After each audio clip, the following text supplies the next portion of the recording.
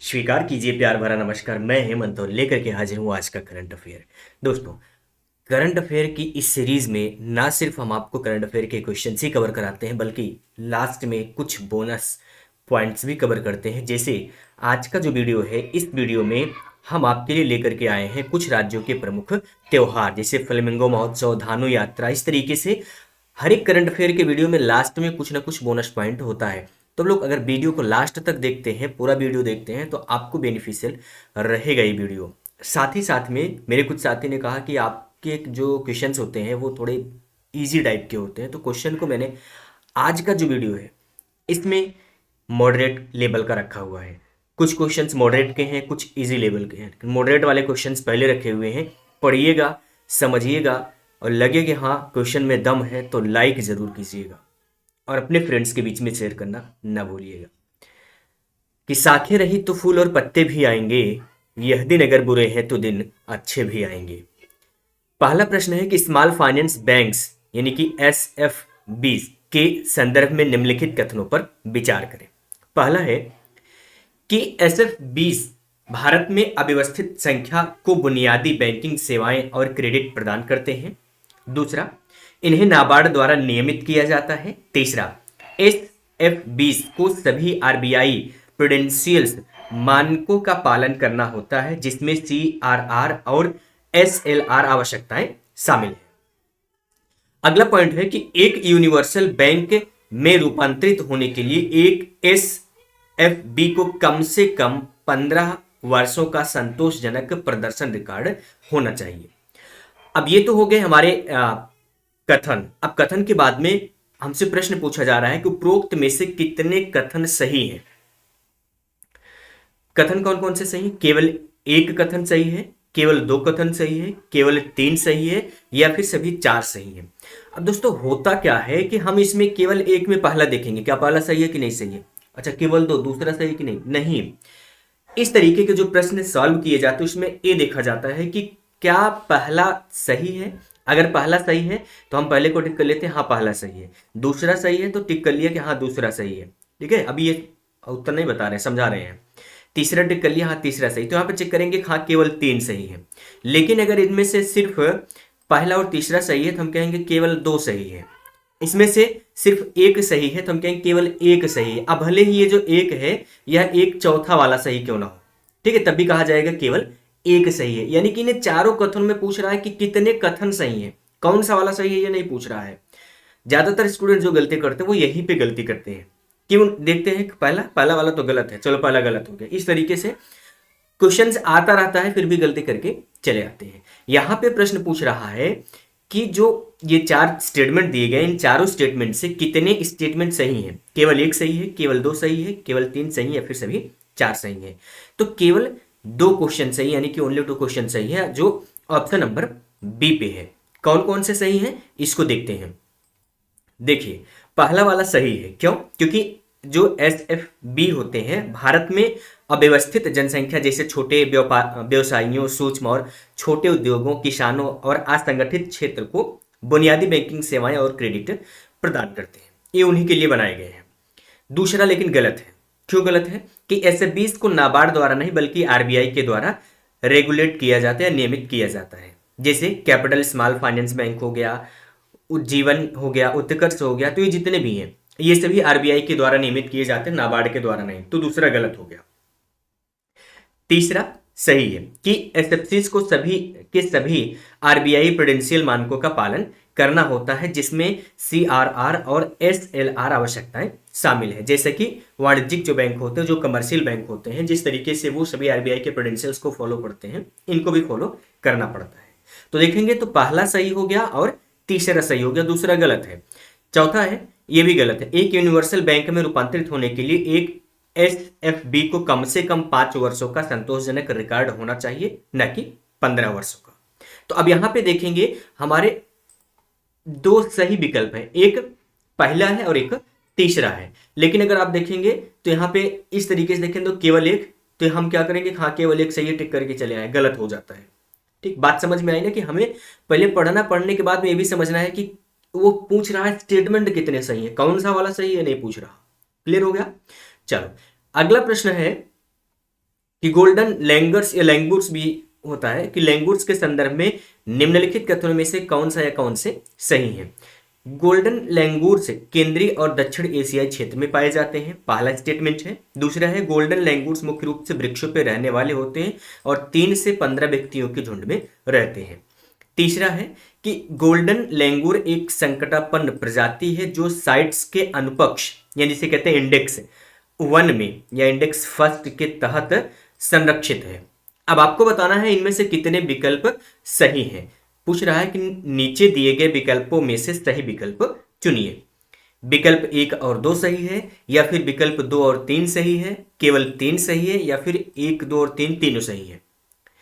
चलिए एक बार फिर से देख लीजिए, फिर इसका राइट आंसर आप बताइए।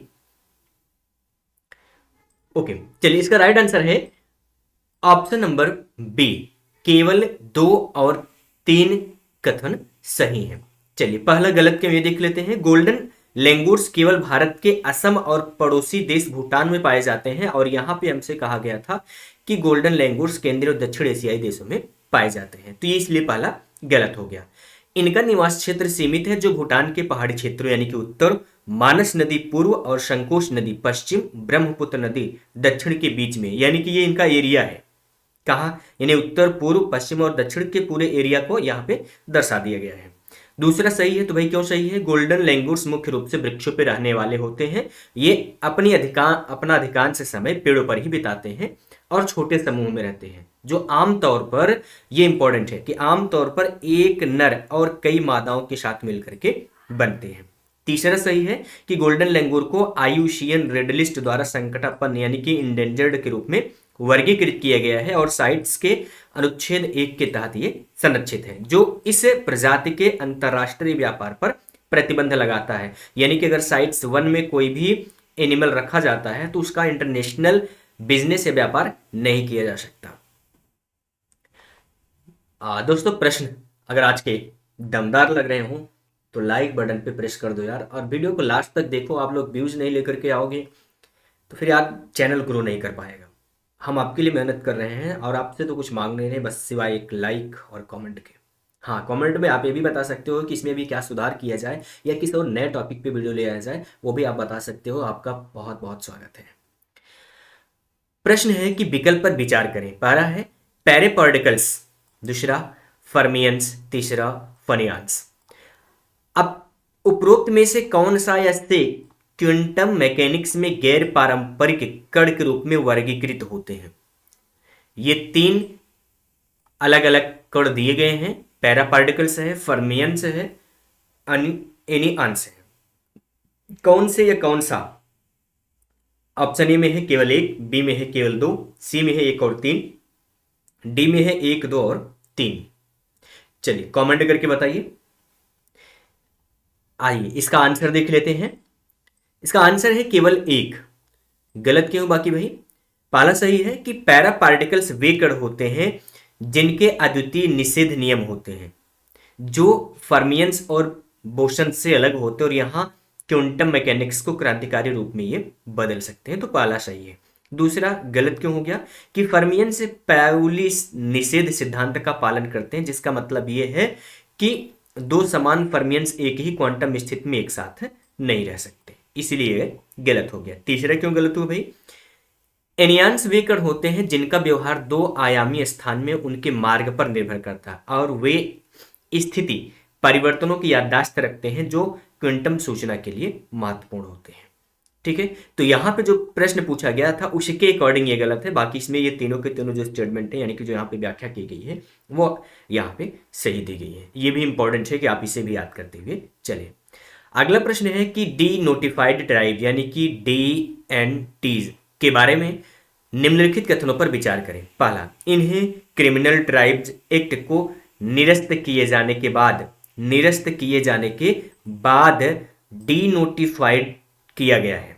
दूसरा है डटे कमीशन ने भारत में सभी डी नोटिफाइड ट्राइब्स को ST श्रेणी में वर्गीकृत करने की सिफारिश की है। प्रश्न को ध्यान से समझिएगा। तीसरा है कि भारत में सभी डी नोटिफाइड ट्राइब को SC/ST श्रेणी में वर्गीकृत किया गया है। अब इसमें से पूछ रहा है उपरोक्त में से कितने कथन गलत हैं, कितने कथन गलत हैं, इस बात को विशेष ध्यान रखिएगा कि गलत पूछ रहा है कि सही। केवल एक, केवल दो, सभी तीन या इनमें से कोई नहीं। एक बार फिर से देख लीजिए। चलिए राइट आंसर देख लेते हैं। इसका राइट आंसर है केवल दो। क्यों भाई, व्याख्या देखते हैं कि पहला सही है। पहला क्या सही है कि डी नोटिफाइड ट्राइब्स को क्रिमिनल ट्राइब सूची से हटा दिया गया था जब क्रिमिनल ट्राइब एक्ट को निरस्त किया गया था। दूसरा है गलत क्यों है कि इडिटे कमीशन ने डी नोटिफाइड ट्राइब के लिए SC ST OBC श्रेणियों के तहत एक उप कोटा की सिफारिश की थी, न कि सभी को ST में वर्गीकृत करने की, तो इसलिए दूसरा गलत हो गया। तीसरा क्या है, तीसरा भी गलत है कि सभी डी नोटिफाइड ट्राइब को SC ST श्रेणी में वर्गीकृत नहीं किया गया है, कुछ को SC OBC या कोई भी श्रेणी नहीं मिली हुई है, तो इसलिए दूसरा और तीसरा गलत हो गया। और हमसे पूछा गया था कि गलत कितने हैं, तो ऑप्शन नंबर बी में केवल दो यानी कि दो कथन गलत थे, ये यहाँ पे आंसर में बता दिए गए। अब देखो जो गाइस मैंने बताया ना कि अब यहाँ पे क्या था कि केवल एक, आप एक पहला वाला देखते, पहला गलत है, नहीं पहला सही है। केवल एक, केवल दो, केवल सभी तीन, यहाँ पे देखना है कि स्टेटमेंट में कितने स्टेटमेंट और सही हो रहे हैं, कितने गलत हो रहे हैं।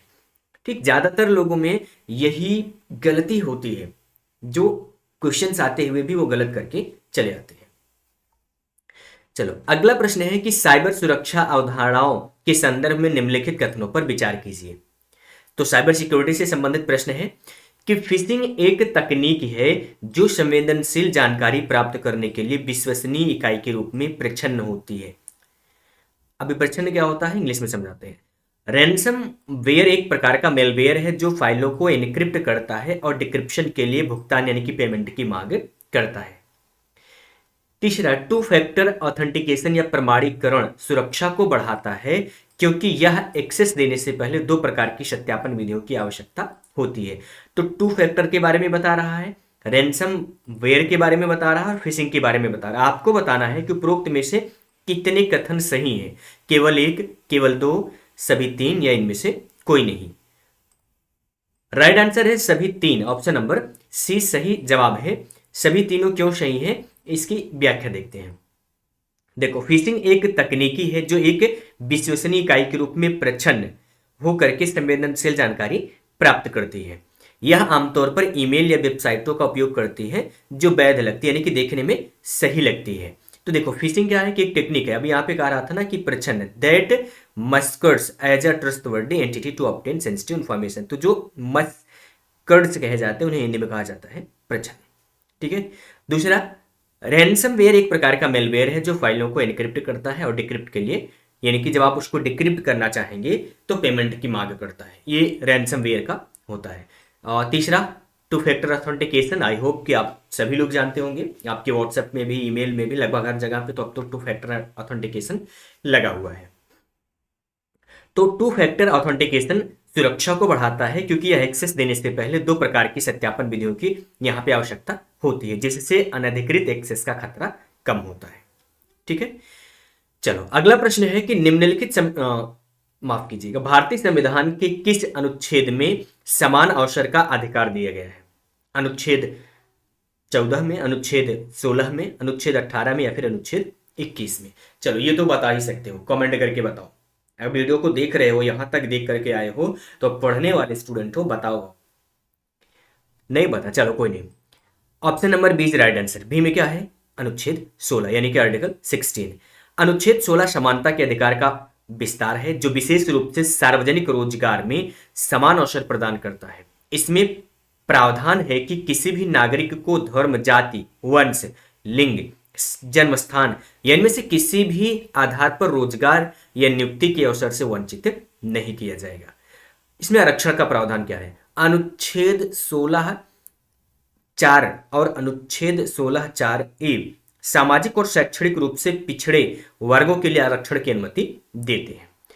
और यह अनुच्छेद 14 यानी कि कानून के समक्ष समानता के पूरक के रूप में भी कार्य करता है। ठीक है। तो ये हो गया संविधान से, यानी कि अगर इसे कहें तो पॉलिटिक्स से संबंधित क्वेश्चन। अगला भी क्वेश्चन है पॉलिटी का ही है कि किस अनुच्छेद के तहत अल्पसंख्यक शिक्षण संस्थानों को विशेष अधिकार दिए गए हैं? अनुच्छेद 29 को, अनुच्छेद 30 को, अनुच्छेद 32 को या फिर अनुच्छेद 25 को? तो देखो यहाँ पे प्रश्न क्या पूछ रहा है कि किस अनुच्छेद के तहत अल्पसंख्यक शिक्षण संस्थानों को विशेष अधिकार दिए गए हैं? राइट आंसर है ऑप्शन नंबर बी, अनुच्छेद 30। अनुच्छेद 30 धार्मिक और भाषाई अल्पसंख्यकों को अपनी पसंद के शैक्षणिक संस्थान स्थापित करने और उनका प्रबंधन करने का अधिकार देता है या उनके सांस्कृतिक अधिकारों की रक्षा के लिए बनाया गया है। और यह अनुच्छेद यह भी सुनिश्चित करता है कि अल्पसंख्यक संस्थानों को सरकार द्वारा भेदभाव का सामना न करना पड़े। और अनुच्छेद 29 यह किसी भी वर्ग को अपनी संस्कृति, भाषा या लिपि की रक्षा का अधिकार देता है। यह अधिकार केवल अल्पसंख्यकों तक ही सीमित नहीं है, यह किसी भी नागरिक पर भी लागू होता है। चलो यहां तक क्लियर हुआ? और क्वेश्चन समझ में आ रहे हो, पसंद आ रहे हो कि क्वेश्चन में पावर है, तो थम्स अप तो बनता है यार। मैं हक से मांगूंगा कि लाइक जरूर करना।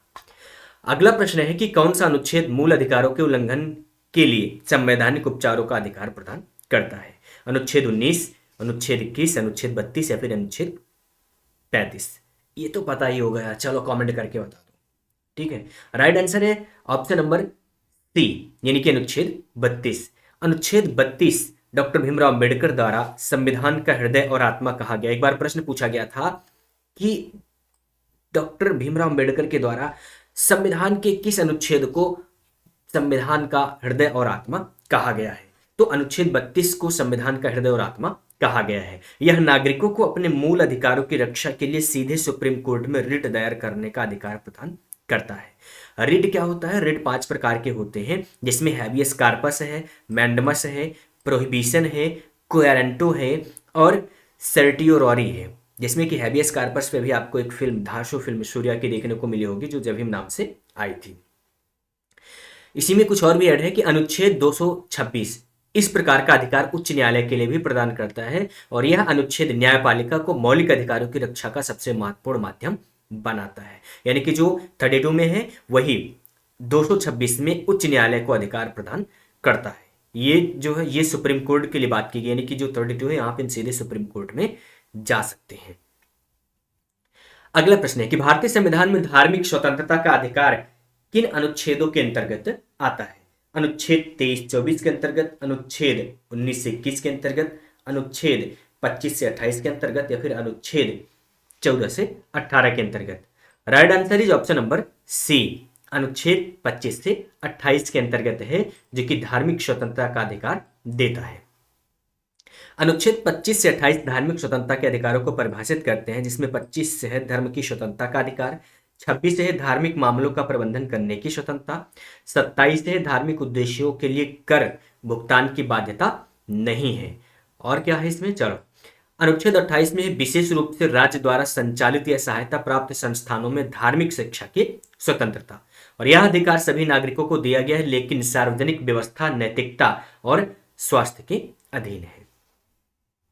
अगला प्रश्न है कि भारतीय संविधान के अनुसार अस्पृश्यता का उन्मूलन और उसके निषेध का प्रावधान किस अनुच्छेद में है? तो यहां पे देखो पूछ क्या रहा है कि अस्पृश्यता का उन्मूलन और उसका निषेध का प्रावधान कौन से अनुच्छेद में? अनुच्छेद 15 में, 16 में, 17 में या फिर 18 में? Right answer option number C, यानी कि अनुच्छेद 17 में है। अनुच्छेद 17 या 17 अस्पृश्यता को समाप्त करता है और इसे एक दंडनीय अपराध घोषित करता है। अनुसूचित जाति जनजाति अत्याचार निवारण अधिनियम 1989 अस्पृश्यता और जाति भेदभाव के मामले से निपटने के लिए बनाया गया है। यह अनुच्छेद सामाजिक समानता की दिशा में एक बड़ा कदम है। अस्पृश्यता का अर्थ है किसी जाति या वर्ग के आधार पर भेदभावपूर्ण व्यवहार करना, जो कि संविधान के अनुसार पूरी तरीके से अवैध है, यानी कि गैर कानूनी है। भारतीय सेना ने बांस आधारित बंकर विकसित करने के लिए किस आईआईटी के साथ साझेदारी की? करंट अफेयर के क्वेश्चंस अब आ गए आपके। ठीक है, अभी तक तो स्ट्रेटेजी के चल रहा था। आईआईटी बॉम्बे के साथ में, आईआईटी मद्रास के साथ में, आईआईटी गुवाहाटी के साथ में या फिर आईआईटी हैदराबाद के साथ में? Right answer is option number C, IIT Guwahati के साथ में। भारतीय सेना ने आईआईटी गुवाहाटी के साथ मिलकर के बांस से बने बंकर विकसित करने के पहल की है। अगला प्रश्न है कि वैश्विक घरेलू उड़ान भार रैंकिंग में कौन सा देश शीर्ष स्थान पर है? भारत, अमेरिका, जापान या फिर चीन? Right answer option number A, Bharat. अंतर्राष्ट्रीय वायु परिवहन संघ IATA की रिपोर्ट के अनुसार भारत से घरेलू उड़ानों की लोड रैंकिंग में शीर्ष पर है। वाटर से यात्रा अभियान किसके संरक्षण के लिए शुरू किया गया है? जल के लिए, मृदा के लिए, जल और मृदा दोनों के लिए, इनमें से कोई नहीं। Right answer option number C, जल और मृदा दोनों के लिए। यहां से कंफ्यूज मत होइएगा कि वाटर शेड तो सिर्फ पानी के लिए होगा, नहीं। केंद्र सरकार ने जल और मृदा संरक्षण के लिए वाटर शेड यात्रा अभियान शुरू किया हुआ है, और ये किसके लिए है? तो ये मृदा और जल दोनों के संरक्षण के लिए है। अगला प्रश्न है कि अवाडा ग्रुप ओडिशा में कितने टन प्रतिदिन की ग्रीन अमोनिया संयंत्र स्थापित करेगा? 10,000, 1,000, 1,200, 1,500, 2,000। कभी कभी बोलना कुछ आते हैं, बोल कुछ जाते हैं। चलो option number C is right answer, 1,500 ton. Avaada group Odisha में 1,500 टन प्रतिदिन उत्पादन क्षमता वाला ग्रीन अमोनिया संयंत्र स्थापित करेगा। अगला प्रश्न कि चीन ने हाल ही में किस देश पर टैरिफ लगाया है? अमेरिका पर, भारत पर, रूस पर या फिर सिंगापुर पर? तो ऑब्वियसली आजकल चाइना और अमेरिका एक दूसरे के जानी दुश्मन बने हैं, तो option number A is right answer, America. जब से चाइना का अपना डीप सीक नाम का AI आया है और अमेरिका ने चैट GPT लॉन्च किया था, दोनों में जो टक्कर हो रही है वो टक्कर न सिर्फ AI की हो रही है बल्कि देशों की भी हो रही है। तो चीन ने हाल ही में अमेरिका से आयातित कुछ वस्तुओं पर टैरिफ लगाया है। हिमाचल प्रदेश में कितने रेलवे स्टेशन अमृत रेलवे स्टेशन के रूप में विकसित किए जाएंगे? हिमाचल प्रदेश के 4 रेलवे स्टेशनों को अमृत स्टेशन के रूप में विकसित किया जाएगा। कौन कौन से होंगे ये आपको कमेंट में मिल जाएंगे, ठीक है। चलो अगले प्रश्न की तरफ में बढ़ते हैं, और अगला प्रश्न है कि विश्व न्यूटेला दिवस कब मनाया जाता है? 2 फरवरी को, 3 फरवरी को, 4 फरवरी को या फिर 5 फरवरी को? राइट आंसर है जो ऑप्शन नंबर डी, यानी कि 5 फरवरी को। तो विश्व न्यूटेला दिवस 5 फरवरी को मनाया जाता है। 38वां सूरजकुंड अंतरराष्ट्रीय शिल्प मेला कहां आयोजित होगा? नई दिल्ली में, जयपुर में, फरीदाबाद में या फिर लखनऊ में? Option number C is right answer, यानी कि फरीदाबाद में। तो फरीदाबाद में 38वां सूरजकुंड अंतरराष्ट्रीय शिल्प मेला आयोजित होगा। नई दिल्ली में विश्व पुस्तक मेले का उद्घाटन किसने किया? राष्ट्रपति द्रौपदी मुर्मू ने, प्रधानमंत्री नरेंद्र मोदी ने, गृह मंत्री अमित शाह ने या फिर रक्षा मंत्री राजनाथ सिंह ने? Right answer is option number A, राष्ट्रपति द्रौपदी मुर्मू ने। राष्ट्रपति द्रौपदी मुर्मू ने नई दिल्ली में विश्व पुस्तक मेले का उद्घाटन किया। अगला प्रश्न है दुनिया का सबसे बड़ा मोबाइल निर्माता कौन सा देश बन गया है? जापान, चीन, भारत या फिर दक्षिण Korea? Right answer is option number C, Bharat. Bharat अब चीन के बाद दुनिया का दूसरा सबसे बड़ा मोबाइल निर्माता बन गया है। तो ये थे आज के करंट अफेयर स्टैटिक जीके के कुछ प्रश्न, साथ ही साथ में आज का बोनस पॉइंट। कुछ राज्यों के प्रमुख त्योहार, फ्लेमिंगो महोत्सव आंध्र प्रदेश का है, धानु यात्रा महोत्सव उड़ीसा का है, नुआखाई महोत्सव उड़ीसा का ये भी है, अंतः प्रगड़य महोत्सव तेलंगाना का है, बोनालू उत्सव तेलंगाना का, बुद्ध कम्मा उत्सव तेलंगाना का, लाई हरोबा त्योहार त्रिपुरा का, लोसार त्योहार हिमाचल प्रदेश का है, फागली महोत्सव हिमाचल प्रदेश का है, देवसुर महोत्सव बिहार का, चापचार कूट महोत्सव मिजोरम का, और फूलदेई त्योहार उत्तराखंड का, मिर्च महोत्सव मध्य प्रदेश का, सिरुई लिली मणिपुर का, आदि महोत्सव लेह लद्दाख का, लोसार महोत्सव लद्दाख का, हॉर्नबिल फेस्टिवल नागालैंड का, मांडू महोत्सव मध्य प्रदेश का, अंतर्राष्ट्रीय चेरी बॉल्सम फेस्टिवल मेघालय का। और ये था आज का स्टैटिक जीके करंट अफेयर का पार्ट।